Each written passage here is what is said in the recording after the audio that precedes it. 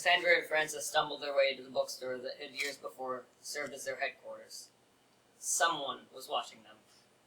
If it hadn't been for a few spare brews that enhanced their senses and ability by 200%, they wouldn't have noticed the cloaked figures that seemed to melt into shadows and appear in another. There were 2 of them. And now there were 4. Now 8. Now 16. They were appearing out of nowhere. 32 and now 64. The horde of shadows started approaching. Cass and Francis stood back to back, surrounded. They began to attack. With a flick of her wrist, a wand appeared in Cass's hand. Francis blew a red and black powder towards the oncoming attackers. The cloud of shimmering dust erupted into flames. Cassandra closed her eyes and held her wand towards a cloaked figure that was now holding a large scythe. He stopped dead in his tracks, frozen midair. Cass whispered something in a language long forgotten.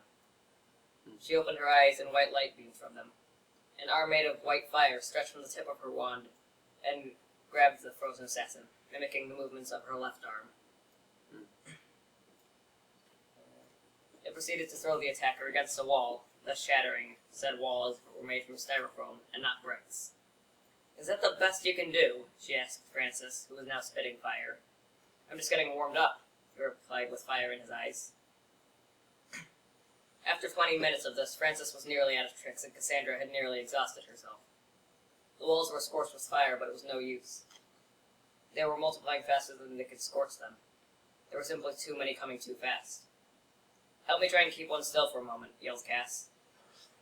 Francis grabbed one out of midair and pulled his cloak off to find a body made of straw and a head carved from a pumpkin. "Golems," he yelled.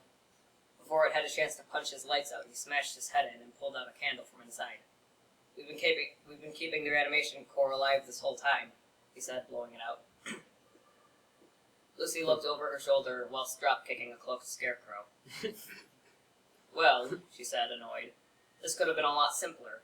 Now I'm nearly out of mana, and you might find this useful," said Francis, holding out a brew that he kept in case of emergency.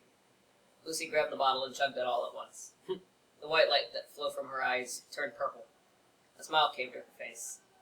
She whispered something as she began to lift off the ground. Francis smiled and put up an umbrella.